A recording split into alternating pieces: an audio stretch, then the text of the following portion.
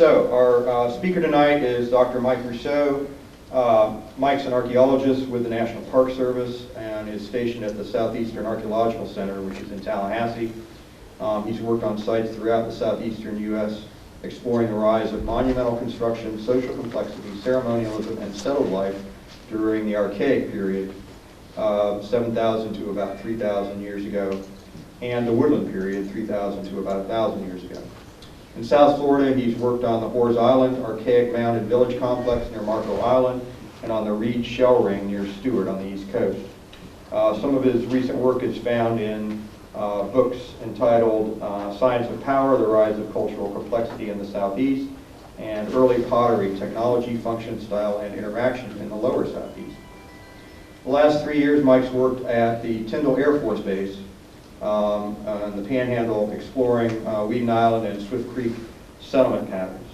And tonight, his talk is going to talk a little bit about some of his discoveries up there, looking for some lost mounds that C.B. Moore investigated back in the early 1900s.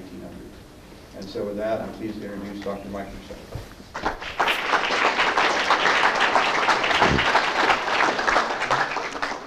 Thanks, Bob.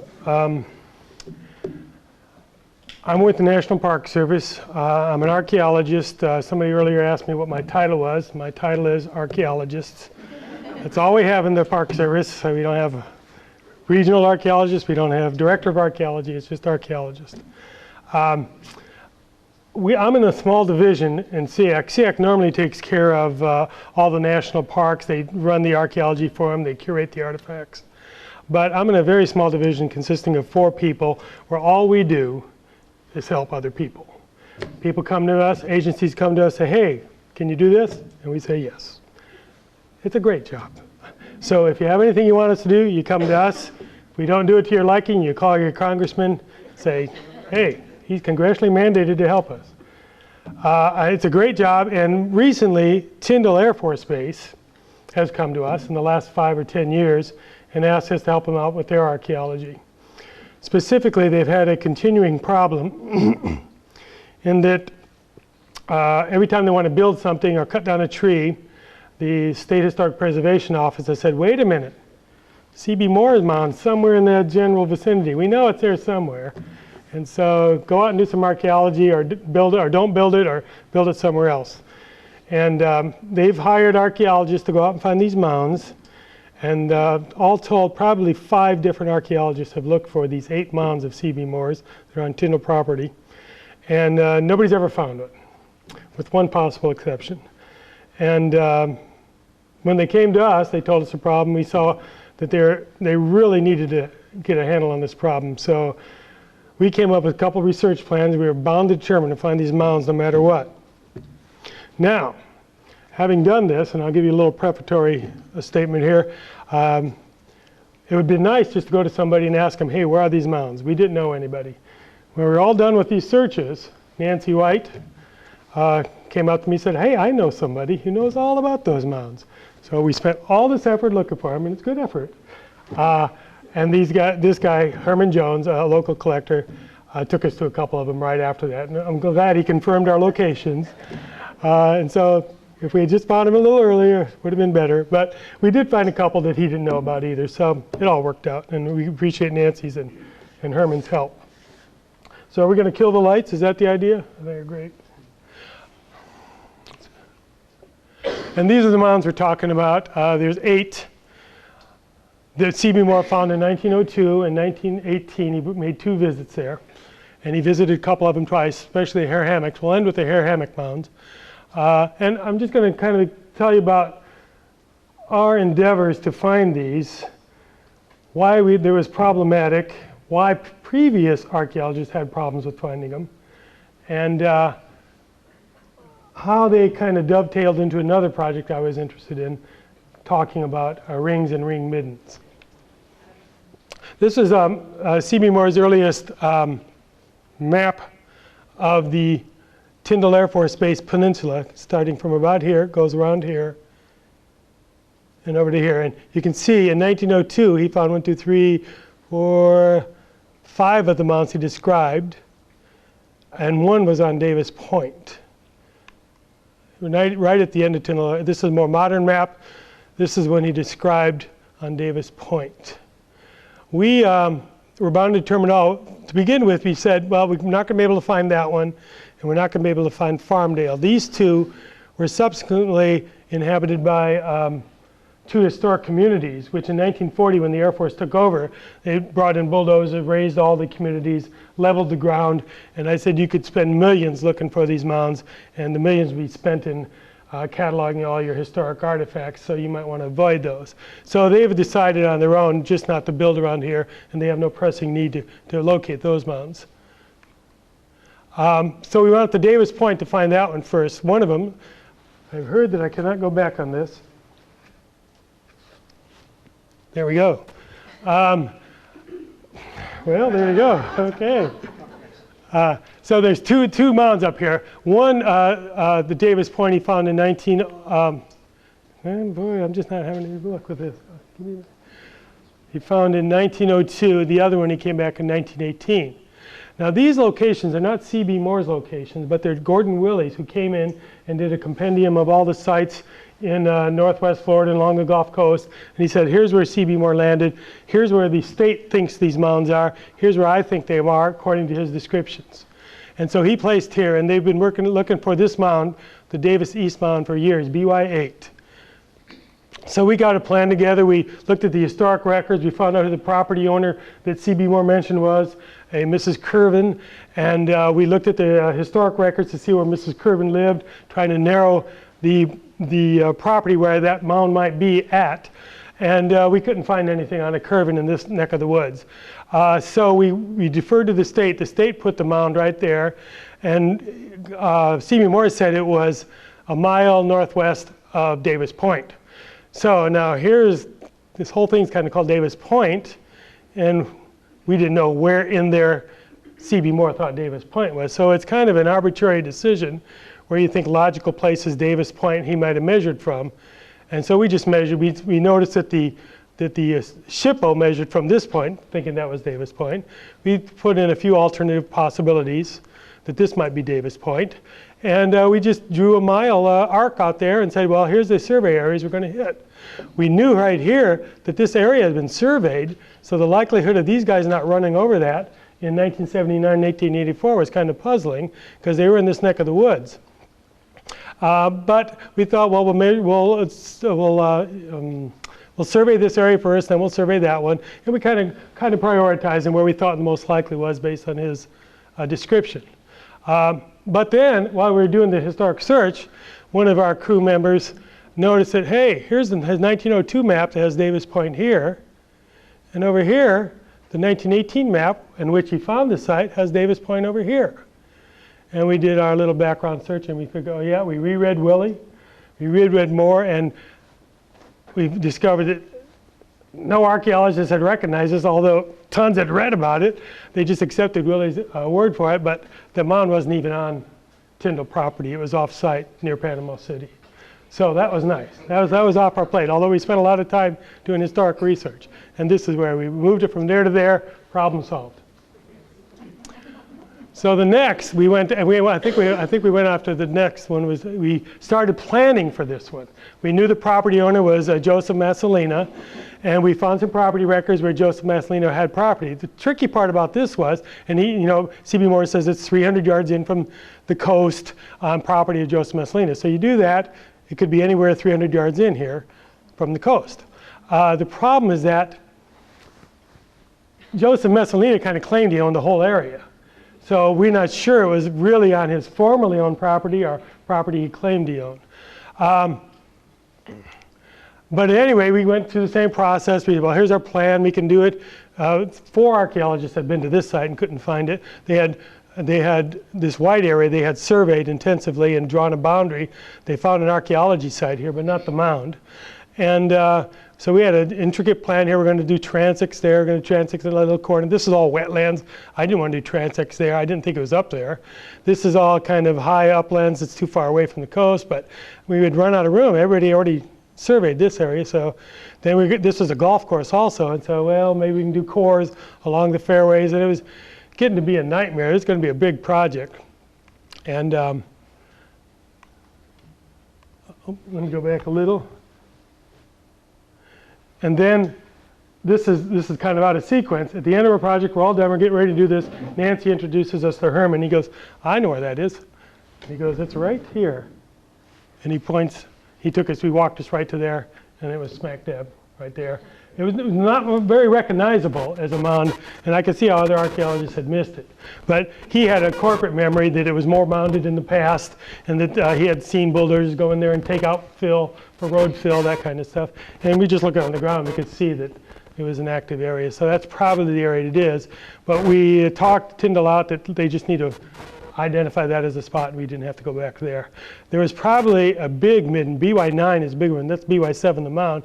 BY9 is probably a big midden, and it may have been circular, and they dug a reservoir right in the middle of it. So I don't think we'll ever find out if that was a circular ring. So we're working our way down. We get rid of those two, so it's been easy so far. And then we can come up to Strange and Baker. And our goal was to find two mounds at Strange's Landing and Baker's Landing. This is how they were described. We assumed they were owned by people called Strange and people called Baker. All we had on the map were two spots called Baker's Point and Strange's Point. And so using that and the map by Moore, Willie on a very large scale plotted the likely locations of these two mound sites. The state, because this scale was so big, plotted it over here. I'm not sure why, right in the middle of a cantonment area that had been leveled to the ground. But every time they were trying to build over here at a new building, they wanted to go to survey this again. Although it's been surveyed a dozen times, there's nothing there.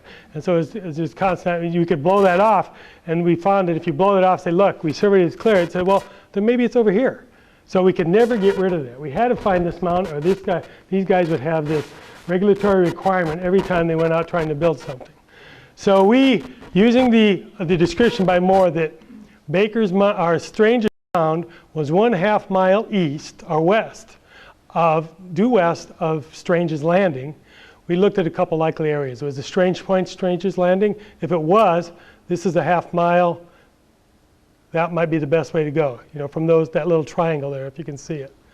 If it was here, because we saw an old dock there, an old ferry dock on a 1920s map, then maybe this would be the area to survey. If it was here at the mouth of Strange's Bayou, then this would be the best area to survey. And if it's somewhere down here near the mouth of the Strange's Bayou, this would be the best area. And so we calculate our likelihood of finding survey area in terms of priority: survey area 1, then 2, then 3. Over here, we didn't want to get over here because they were running airplanes and constructing stuff, and that was a real nightmare. So we were hoping we'd find it in area 1 or 2. Coincidentally, the CRM person on board said, hey, I looked at an aerial and I found some shell right here. So he got our vote. We went out there. We're going to do that survey area 1 first.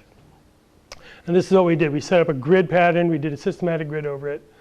And we found something, but not a mound. We found this arc-shaped midden. So we jumped over and did survey area 2. Didn't find anything over there either. It was an interesting midden in that when we plotted out the shell that we found in our shovel test, we got kind of an arc shape. When we plotted out the midden soil, we got an arc shape. But when we really plotted out the ceramic numbers and weight, we got a circular shape. And this is a classic ring midden shape with a central plaza lacking shell, bone, artifacts.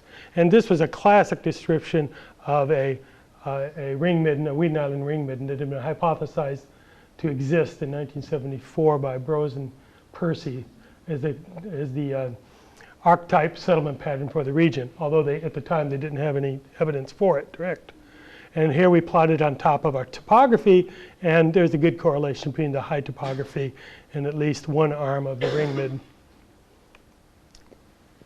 After we went to Baker's, and I'm getting a lot of sequence, we gave up on finding the mound. We'd gone everywhere. We did area 1 and 2. We came back and did the transit map, and I started walking in the woods. And this was the last transit we did. This was the last shovel test we did prior, and that's how we found the ring. And these were all negative shovel tests, 100 meters of negative shovel tests. And then I looked up, because I hadn't been out there. The guys were digging it. I hadn't seen it before. I looked up, and there was the mound sitting right there. So we went back. We did a little survey on that. And this is a classic description, at least by Willie, or not Willie, but by Moore, that he would go into a mound, he would place a trench through the middle or hit the east side real heavy to see this is where the stashes of pottery. He was after pottery mostly. Now, I don't know if it's true. What I think is happening on many of these mounds, and you'll see the pictures of this, is that although he describes that, what he typically did was dig a trench through the middle, and somebody else read that he dug the east side. That's where the good stuff was, and later they'd come in and dig the east side of the mound. And I think all these east side disturbances we see, they could be Willie's, or Moore's. I can't prove one way or the other, but some of them have lots of historic artifacts in them, and it's obviously they're just reading Moore and copying his description of what a mound should look like. But this was a nice mound. We were surprised because most of Moore's mounds, he says, I destroyed them. He went to once or twice and we leveled them. But we're finding a lot of them have pretty good high spots that don't seem to be disturbed, but once we dig into them, they are disturbed. But we're kind of curious why they are recontoured into the mound shape. We don't know the reason for that. If somebody later did it, some land manager, or if they were just conscientious and tried to backfill their holes. If anybody knows, you let me know, but I haven't read that that was his pattern. But all of them seem to be recontoured into a mound shape, or many of them at least half of them, let's say. What we found in here, and our idea was, as soon as you hit human remains, call the CRM on base, because we're not responsible, and he will call the coroner or the medical examiner, and they'll come out and do their work and then go through the system. We came out here and we hit a couple teeth, and you can let teeth bypass because they could lose them accidentally. And we hit bone fragments, but we didn't hit any positive human remains. But what we did hit was a red slipware, sheets of mica, and a couple other artifacts that are typical of ceremonial mounds. So we just gave up. We didn't dig the whole trench. We gave up and just dug part of the way down into these. We had enough to confirm what we thought that this was the mound, that it was right over here. That's exactly 1/2 mile due west of that point right there. And that point today, the locals call Stranger's Landing. Not on any map, but that's what they call it. So now, just as an aside, Herman Jones, Nancy's friend, had been looking for Stranger's Mound for years, and he had actually found this mound. But he didn't think it was Stranger's Mound. He thought Stranger's Mound was right at the end of this runway right there. So he took us out there, and we did dig into a pile, and it turned out to be a push pile. There's a road nearby. So I haven't talked to Herman yet, but I have to show him our evidence for this and convince him that I think we have it. But in the middle of this, when we gave up, we went looking over to Baker's point, and we had the same thing over here. But instead of a 1/2 mile distance, he described it, the mound site being a 1/4 mile distance. So if that's Baker's Landing, or if that's Baker's Landing, or if that's Baker's Landing, the mound should be a 1/4 mile from it. And Willie put his mound right there. In 1979, the first professional survey of Tyndall Air Force Base was conducted by Knutson out of FSU. And these guys Tyndall went into survey archaeology, kicking and screaming. And they gave him permission to walk the shores, but he couldn't dig a shovel test. And so he could pick up artifacts if he saw them on the surface, and that was it. That's all they let him do.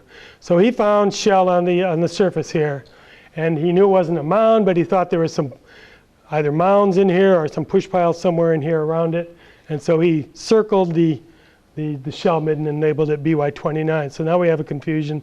Is BY29 a mound or is it a shell midden? And that confusion persisted. In 1984, another surveyor came in after Knutson. They did the same thing. They found the same shell deposit, I think. They kind of circled it. They put in maybe 2 or 3 shovel tests and estimated the limits of it, and that's what they found.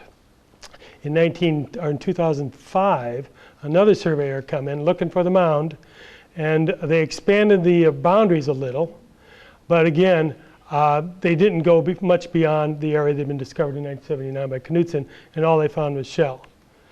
So we went in there, bound and determined to find it. We did a systematic survey test over all this, and on this row, as it comes obvious, we run right into the mound. And this mound was not a pretty picture. We had a trench going right through the middle of it.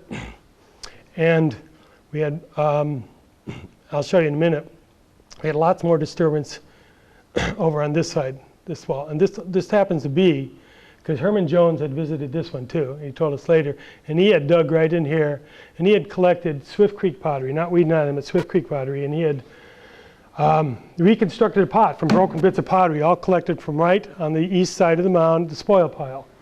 And if you look in the Moore book, all he got from this mound was one Swift Creek sherd, and it seems to be the one that Herman Jones is missing from his pot. So that was enough evidence for us that we found Moore's mound. But we did open that trench up to see if we could tell if it was disturbed, and boy was it disturbed. Somewhere in the 1950s, the Air Force who owned it then must have been the culprits, went in there and dug big trenches in here, and they dumped tin cans and Coke bottles out the kazoo right in here. So they destroyed almost all this. This is all disturbed. There's not an in situ piece of sand left in that mound. And the rest of the mound, we dug one more unit in the rest of the mound, and even in the area we thought was less disturbed, but even it was disturbed all the way down. Not nearly as much, but all the soils were mottled and hardly any artifacts in it whatsoever. But that was enough to have Herman's pot and a location. That was good enough for us. But interestingly, this is one of the mounds. In all these mounds that Moore mentions, he always says there's a living area nearby. By living area or a dwelling area, he thought that shell in great abundance or dark soils with shell and crappy pottery in it were living areas. And he was right on about that. But he didn't go beyond that. He might occasionally put a shovel test in the one and say, I had no good pots here, and move on. But this is why I was doing the survey. You know, we were helping this Tyndall out, but I wanted to find out what these rings were, and I'll tell you why in a minute. But this survey area here revealed a circular ring midden. This is the topography of it. This is what the bone distribution looked like. Shell distribution and ceramic distribution, all revealed a circular ring. These are all midden constituents with a central plaza in it. It had been disturbed quite a bit. It had been disturbed in 1902 in Moore's time. And so it's been disturbed even more. And these rises here are minuscule.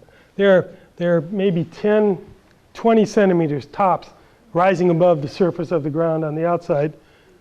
Let me see if I can get back to this. Dang. Okay, I'll get it. See if I can see this. These guys had actually, we knew there was supposed to be a ring enclosure, shell enclosure is what Moore called it. It's supposed to be in here. So these guys were tasked to do a contour map to see if they could find it.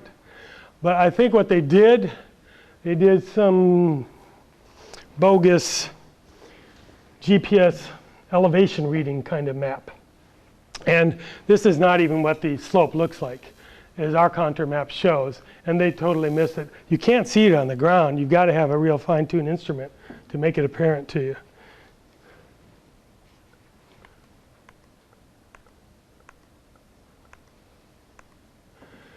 So we're doing pretty good. We're going through the mounds one by one, and in the interim, we're finding nice ring middens, which was my hidden interest in all of this.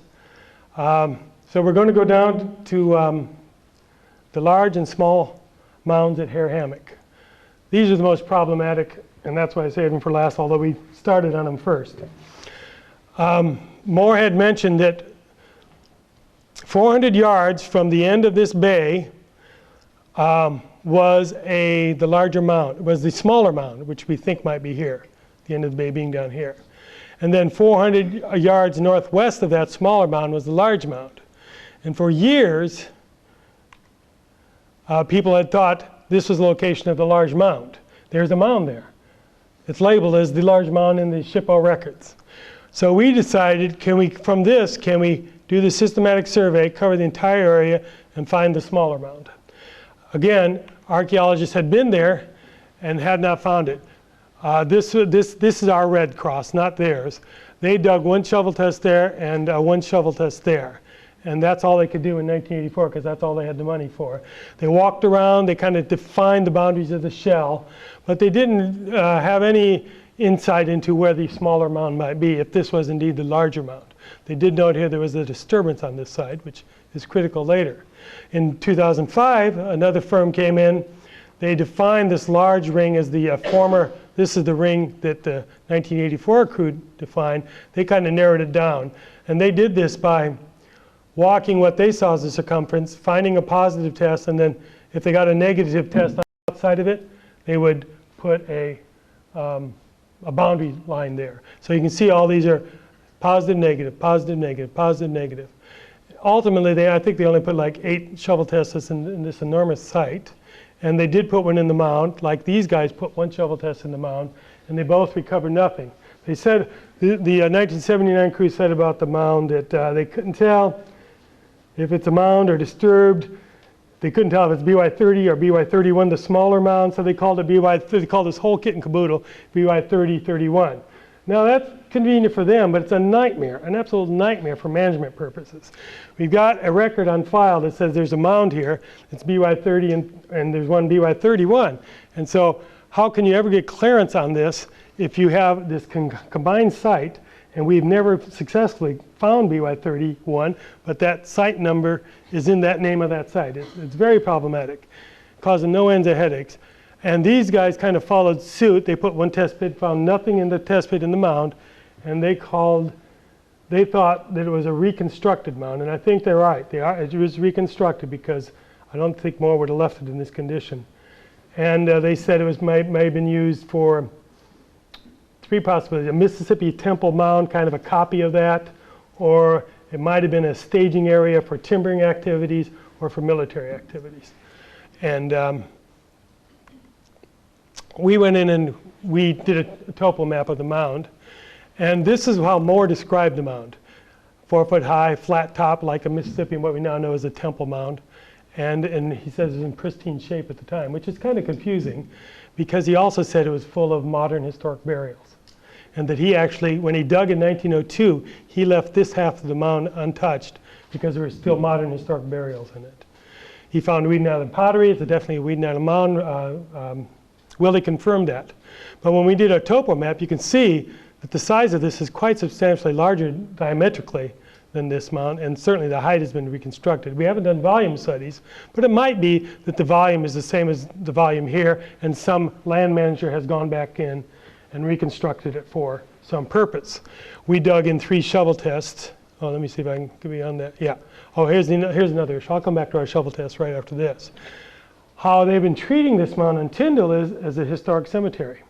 Not because C.B. Moore mentioned that there was historic burials in this mound, because he also mentioned that a hall had been removed. But sometime in the interim between 1918 and 1940, when the Air Force took over this, there's a record of 2 burials being placed in a mound in the Hare Hammock. And in 1950s sometime, the Air Force came in and put 4 posts and a fence around where they thought the burials were. Why they thought they were there, we're not at all clear. All we have is this mound in the 50s, or this map in the 50s claiming it. When we measure off from where that is, that's where the square ends up, right on top of the mound, or half in the mountain, half off of it. So our idea was to put in, based on the GPR, we did ground penetrating radar to see if there's any burial vaults or any signature that might indicate historic burials, and we're going to see if historic burials were in here. And so we dug 3 units. And in the first unit, we found nothing. Disturbed soils, we found a broken pot, Weeden Island pot, nicely incised but poorly degraded. Over here in 2, we found bottle caps in the top, a couple layers, and then nothing to about 100 centimeters where we found a tooth. And then over here, we found lots and lots and lots of historic Dinty Moore cans and bottles, and lots of that stuff in the top 30. And in there, broken fragments of bone and teeth, and one of them was definitively human. So we quit. We called the base. They called the medical examiner. And it was kind of funny because we had a bag of bone about, that big. And we're out in the middle of the woods, and they sent out an ambulance. And they were bringing out a body bag into the woods. And I go, "What are you doing?" And I just hand them this little bag. But, so that went through the whole rigmarole. There was some confusion. The medical examiner thought this was a human, this was definitely a prehistoric mound. And so the forensic anthropologists, so they used that. They couldn't definitively say this was prehistoric human remains, but they kind of leaned that way. Said it probably is because it's a prehistoric mound. And our whole point was we're going to try and prove, is it prehistoric mound or is it a historic burial mound? We didn't know. So that didn't help any. So I threw it to another forensic anthropologist, Dave Dickel, and he said, yeah, you can't tell from this stuff. And that was good. And then we had our own in-house guy look at it and say, yeah, you can't tell. And then Glenn Doran looked at it, yeah, you can't tell. So we're back to square one. Is it a prehistoric mound or is it a historic burial mound? We didn't know. So we had to explore another avenue. Having done that grid, if you remember that grid, that's where the mound was. Right up here, that's the mound we were just looking at. And we did a grid all the way down here, systematically every 20 meters, crisscross, crisscross. And this is the map we get for shell. So Moore had mentioned that near this mound to the northwest was a dwelling area, 85 meters. To the northwest now, and you saw it in the next slide, is a highway. And there's no midden up there. But to the west, or to the east, there's definitely midden in this area. So it's a little bit still not, we're not confirming, that's not confirmation of Moore's description of this as being the mound we're looking for. But 400 meters or 366 meters, 400 yards this way, the other mound, if this was the big mound, the mound should be in this area. And you can notice here, there's an empty space there with no shell. There's an empty space here with no shell. So we did a distribution chart just like we did to the other sites of the ceramics. And you can see up here we get lots, all the pottery shows that there's two hot spots, one here, one down here, just where you saw where the shell was in the back. I'm going to get the hang of this. The shell was there, a hot spot down here, but a little different than the hot spot we find in the ceramic distribution. There was a linear hot spot here. But at any rate, all the pottery up here, 90% of it is Weeden Island. We have a few Swift Creek sherds. All the pottery down here was Swift Creek, and then there's a few Swift Creek sherds up here. So this kind of gives us this plaza formation again. We got a plaza down here, that's an empty spot in there, very small plaza, probably because it's been disturbed at Heckenbeck, and definitely a ring up here, and all indications are it's a Weeden Island ring. And a big one. It's probably the biggest one ever found on the Northwest Florida coast. It's about 250 meters across. We overlaid it onto the shell, of course, and there's not a great concordance, but the distribution of the pottery in the shell matches pretty good with a few outliers, which we'll talk about in a minute. And the Weeden Island distribution of pottery matches pretty good the shell distribution also, but we still have that empty spot right there, which is exactly where the mound should be. So after Nancy introduced me to Herman and we were getting ready to come out here, I went through our records, our shovel test. We had sent a crew out again. I said, well, maybe we didn't go far enough. Do a little more digging, because our survey ended right about there, right about where we thought the mound would be. We ran out of money. The next year we had a little more, so we did a little more probing, a few millimeter shovel tests in here to kind of fill out the grid, and we still didn't find it. But I looked at the past shovel test that the crew had done, and in a shovel test right there, one that was right there, it said on there, hey, small mound to the west. Who knew? Our shovel test had unfortunately been one there, one there, one there, one there. This is a 12-meter mound, 20-meter interval. You do the math. We missed it. So we went back, and I expect this is where I was going to walk and show where I thought Herman was going to, where our idea was, and then Herman walked right there and said, here it is. So we were both on the same page, and we should have called him a year earlier, saved a lot of trouble. It didn't look much like a mound. In 1902, what really sets us off as a mound is the view from this. You can't tell it's a mound from this side. It's almost level with the land. This is a few centimeters taller. But from the quarry pit, what we think is a quarry pit, you get a nice view, and it has a good aspect as a mound. Obviously on the east side, again, disturbance. We got a road here adding to the disturbance. But in 1902, Moore described this as an oval-shaped 45-foot long mound by 30. And then he returned in 1918. He said the land had been cleared. It had gone in cultivation a couple of years, and now it was laying fallow. And he found a 25-foot mound instead. He didn't describe it very well, assuming it's oval or diametrical. And to the west was a dwelling area in the woods to the west. We did find a very old fence line, barbed wire fence line. We're wondering if this is a property, and this is Harrison's property, and this is a different guy's property. And we think that might be the fence line, a few posts. So that's what we concluded, that we got a Swift Creek ring here, here's the mound, we got dates on all this stuff. And what's very confusing, this looks like a big complex of mound and ring complex, but none of these dates are contemporaneous. Looks like this ring was occupied first, then this ridge of shell, then after that came this ring, and then after that came this burial mound. Where this mound fits, we're not really sure. We don't have a date on it. We're out of money, but we have datable stuff. We have found only Swift Creek pottery in there, but more, and Willie's description of Moore's pottery suggests this is a Weeden Island mound. But if you read more closely, he says that he found all these Weeden Island pots not in the mound, but 10 foot out over this way. So don't know what the answer is, but the few shovel tests we put in there, nothing but Swift Creek is coming out. So this seems to be a Swift Creek Weeden, and there's some discussion now that Swift Creek evolved into Weeden Island in this neck of the woods. This is a pretty good evidence that they're living side by side, if not on top of each other.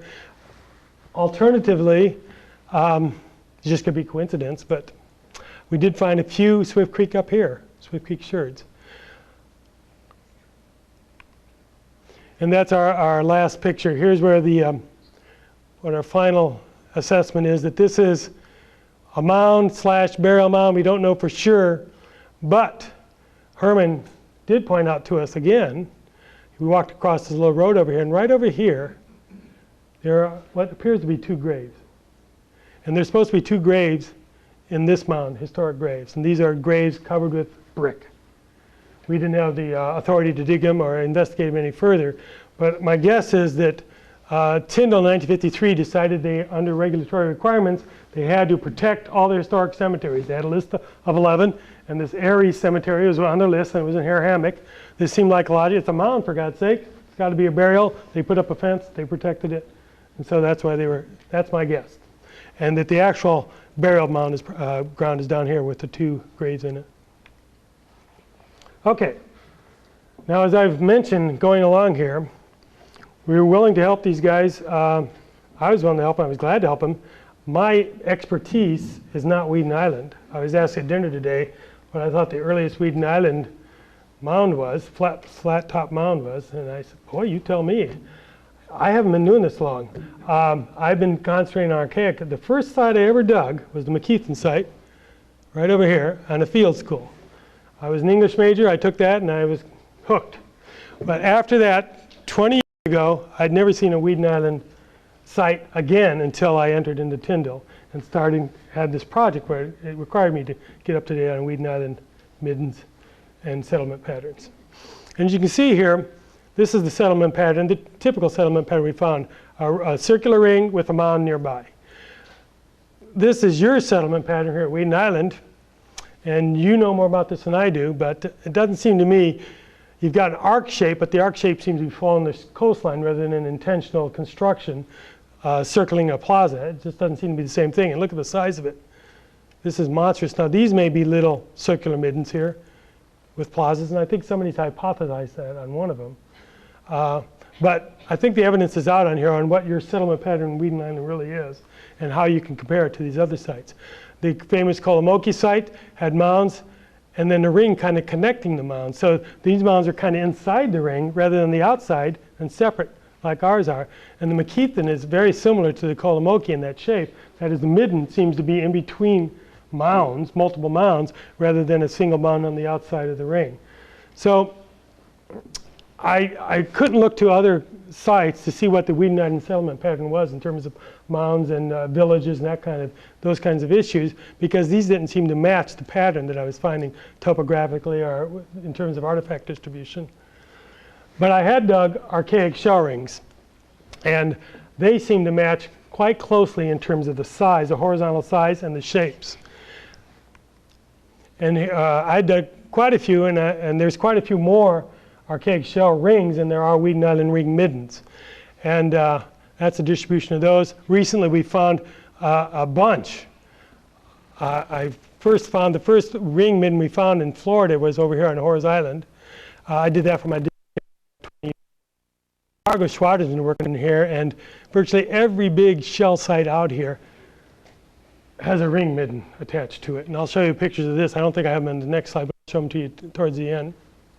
So we thought, and there seems to be continuity, at least in Southwest Florida, that the archaic ring midden tradition evolved into the woodland ring midden tradition, which then exploded after that. Once they started building ring middens in the woodland down in Southwest Florida, they went whole hog, and they just started doing enormous shell works.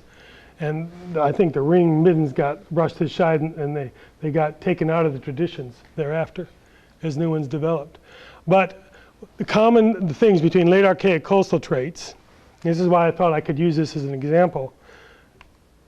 And you can see the only thing that changed was the title. These are all similarities between the two traditions. This is an aerial view just to give you an idea what shell rings, archaic shell rings do look like. There's a couple shapes, generally circular like this, C-shaped or U-shaped like that. And this is a monster over here. I'll have another picture of it for you in a minute. It's got a ring shape, a circular there, another a C shape here. It's got a monster, the world's tallest shell ring right here. I wish it was in the picture, but we got a better topo map of it, which I'll show you later. But these are the general shapes of wooden archaic rings versus the woodland rings down here that are common in Florida but common nowhere else, and particularly in Northwest Florida. There's a few on the East Coast, one or two on the East Coast. But you can see that generally speaking, the shapes are similar. If you compare, the larger shapes are pretty similar, 250 meters across. That is the size, and the shapes are U-shaped and C-shaped. And they're generally 50 to 100 meters, most of them that have been found to date, with these monsters now being found on Tyndall, which are 250. And this is a map I had made before I had, these are all the known rings about 3 years ago. And we've since found 4 more on Tyndall. And these are the Weeden Island. This is the best studied one, the third Gulf Breeze. I'll have another picture of that a little later. I want to get these names on. Bird Hammock is a swift creek. It's very, I'll show you another picture of this later. It's a swift creek, and this is good evidence that Swift Creek involved the Weeden Island, because it's a Swift Creek deposit here largely, but Weeden Island Mound nearby, and a Swift Creek deposit nearby too. These are all in the far dug mostly by PTA in the far western panhandle. That's a Judy Bent site. And you can see these are just eroding into the water. They're being chewed in half. All you got is a little arc left of half of them. We don't know if this is really a ring. This seems to form a complete circle, but this half seems to be a Mississippian period, and this half seems to be a woodland period. It's very confusing. We don't know much about him. In 1974, Brose and Percy hypothesized a settlement for Weeden Island in this region. They suggested that the archetypal settlement pattern was on the coast was a ring midden attended by a family kin burial mound with nearby shell processing sites around it. And really at that time, the only map they had was this. And this was largely a Swift Creek midden. So they were saying, you know, this is just an hypothesis. We don't have all the data here, but this is our guess. And I think they made a pretty good guess, because as we've been exploring, these things are coming to prove their points.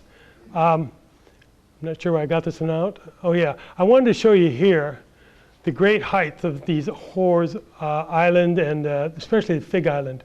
The heights of some of the larger rings. All these rings, the archaic rings, when you average them out, they average on about 2 meters high. And what's in them is clean shell. Now, Bob and I were having talking about what the heck is clean shell. Everybody uses it, but nobody knows what it is. I hypothesized if you have clean shell in these ring formations in the archaic, that they was put there fast and furious, and they didn't have time to gather dirt, soil, organic debris, because it was sealed off from further deposits. And it wasn't put there accidentally, because it's put in a ring shape. There's a purpose to the shape, and there's purpose to depositing it. So I've hypothesized that the reason for these tall middens are ring middens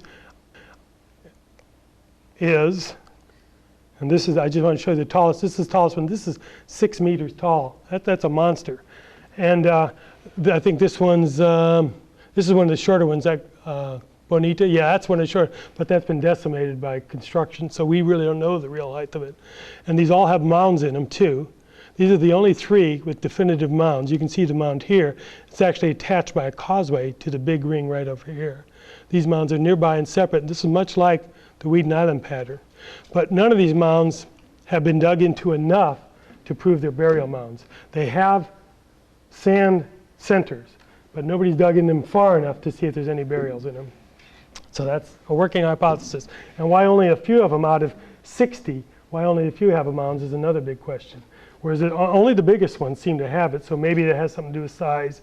And this was a kin or moiety settlement where they buried their dead. Who knows? I don't know. Yeah, go ahead. I was just wondering, where is that 6 foot tall?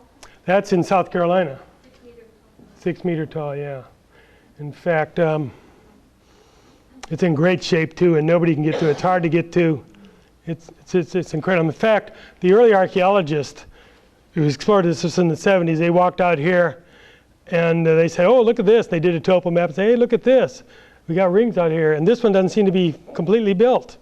They were working on it or got eroded away or something. And then they say, oh, and there's a pile of shell over here. This is so massive when you get in, so jungle, you couldn't tell it was a ring until we did a map of it. It's just dense, dense thicket in there. And of course, very exotic species because it's shell in the middle of a marsh. But where was I at? So these are taller, and my proposed purpose was these formed feasting centers, and they were ceremonial centers, and that you don't get a lot of artifacts in these, and you don't get a lot of broken pottery, although it's there, and you don't get a lot of, you get hardly any soil debris at all because they're deposited very fast. Now, 2 things can deposit soil fast. One, you just process it and walk away. Other, you process it and you do something else and don't disturb it. And here's what I think. These are really processing sites, but they have ceremonial purposes. This is my hypothesis. It's been argued that's okay. People like to think of these circles as villages. I think they're right.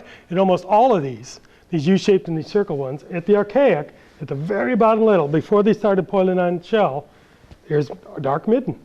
Features, pit features, hearths, lots of broken pottery, everything you would find in what you'd call a living midden. And once this shell starts piling up, they seem to abandon these sites and use them exclusively for feasting or processing shellfish. Just another view of it. I wanted to show you the locations of the mound. Like I say, three sites have mounds. It hasn't been confirmed that this is associated with this yet, because I think they dug a hole in there and they found human remain and they quit. So we don't have very little. I'm assuming it's that way because it's very close to Horse Island, and this ring here, which goes like this, kind of a C-shaped, had a mound right next to it. So the pattern is very similar. These are about 500 years apart. This is 4,500 and this is 3,900. And then the other mound here, which is the mound with the causeway here, and then multiple rings over here. I just wanted to show that the association of mounds to rings is consistent between the woodland and the archaic ring sites. Now, bring this up again, I just wanted to show the number of contours. I wish I'd put the contours on here. But this is Mound Field. This is something Willie discovered. This is one of the few sites Willie actually dug in the Panhandle. And he found 4 features, 4 little mounds with the central area absent. I think what this probably is, if you've done a little more probing, it's probably a ring midden. And we took some of his shovel test data in here, and we've interpolated it to be a ring midden. I'll show you a picture of that later with the nearby mound. Bird Hammock has a nearby mound, but it also has another mound down here. And so I think one of them is Weeden Island for sure. The other one might be an earlier Weeden Island. It's a little confusing. I'm not all clear on it. If anybody is, just let me know. And then this is the Bonita ring with that nearby mound. But you can see here, with the exception of Bonita, which has been leveled to the ground, you can see how it's real wide here and real narrow there. They've been pushing earth shell around all over there. These are pretty darn tall things. 6 meters there. The Horse Island is 4 meters deep at its deepest. It's got a mound 6 meters tall. Just quite a bit larger than these 20, 40 centimeter deposits you get of shell alternating with earth in what is typically a Weeden Island ring. And this is, oh yeah, I wanted to show you that just general height, the bird hammock compared to the exaggerated, of course, for effect, but it just shows you this is 3 or 4 times as big as those. And on average, they are quite a bit bigger, taller, although the shapes are similar. And here's just another example. This, keep in mind, this is not a topographic map. This is artifact distribution. I have since ceased using these colors because people get confused. But these are definitely topographic map, and these are barely discernible. 5 centimeter intervals, you got 20 centimeters here. I think the deepest here was 50 centimeters. These are other kinds of rings, woodland rings, Weeden Island rings that, and Swift Creek, that people in the Northwest Panhandle area have been mapping for the last few years. Many of them are sketch map. This was one done by Doring at the Plantation West near Eglin Air Force Base, not on it, but near it. I think it's on the Gulf National Seashore. He got a trail going right through the middle of it. And he found, this is unusual because he's the only one who's ever found this for sure, although I think we found it at Hare Hammock too, is the house mids. He interpreted these as house mids.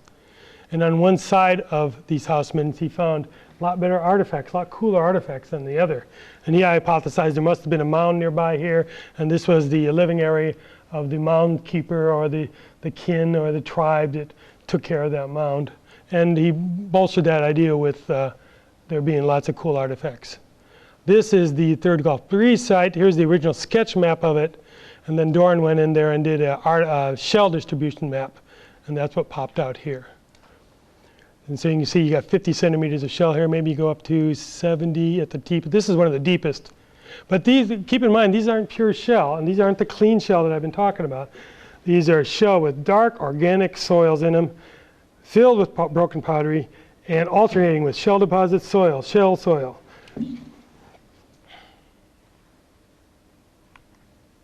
And that's the mound ring I was telling you about earlier, the one that Willie dug. We put in a few more shovel tests and threw it into a program. And I'm not sure it's true, but we went out and looked at it. And it looks pretty good, I think. That's gone. They don't last long. And here's the bird. And here's the other mounds I was telling you about at Bird Hammock. Mostly a Swift Creek site. This one, that's another PTA site. You can see some of these are really, really pushing it. But I wanted to show you here that you get to base level of the mound, it's about 1 meter. You only get, even though this is recognized as one of the largest middens, I think, was it on Eglin? I forget. Near Eglin. And yet it's not very tall, not very tall. And what's confusing about this one, there's multiple occupations. So you get Weeden Island, you get Deptford, you get Swift Creek. Who built what part of it is always, it's a bit confusing.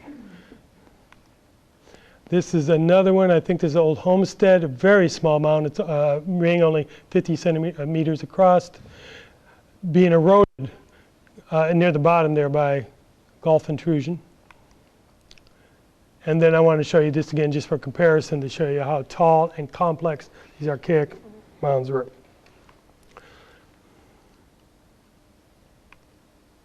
So, in comparing these, trying to get a handle on what were these Weeden Island rings and mounds used for, I concluded that they weren't used for the same thing as archaic rings because of their internal structures. Obviously, they are lower relief, so in archaic sites, they're trying to mound up these things, mark territory, show how much they've eaten, brag about it to the people participating in the feast, brag about the people who are not participating, seal those people off. They form a wall, on many of these, you can form a wall so you can't see into them from the outside.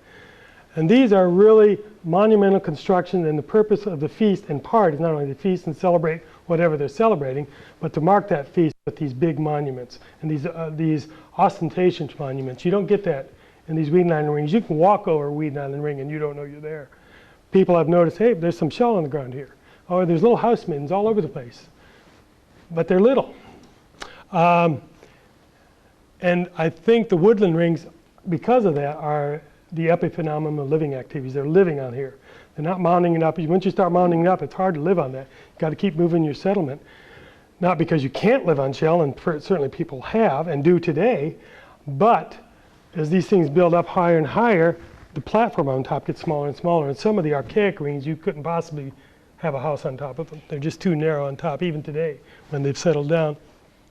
And the feasting here, I do not doubt, because all of these woodland mounds are close to, woodland rings are close to mounds. And there's a reason for that. Some of them have openings going towards the mounds. And I think they probably held feasts for the mounds, for the community, because these were community burial grounds, in the plaza of what might be a living village, or at least a living village when they're having these feasts for the mound. Because everything in that village seems to indicate living activity, the dark, dark soils.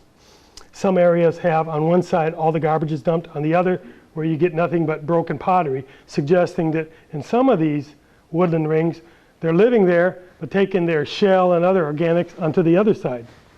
Could be wrong on that, but that needs to be explored a little more.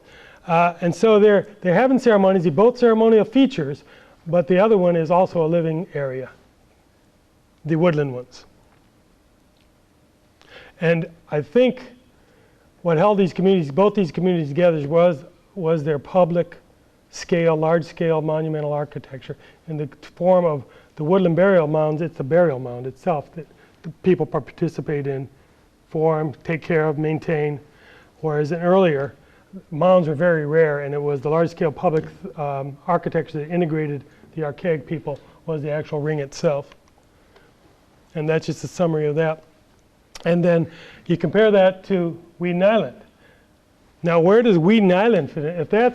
If these are all Kolomoki, Weeden Island, and the Panhandle sites are all members of the same culture, why are their settlement patterns so different?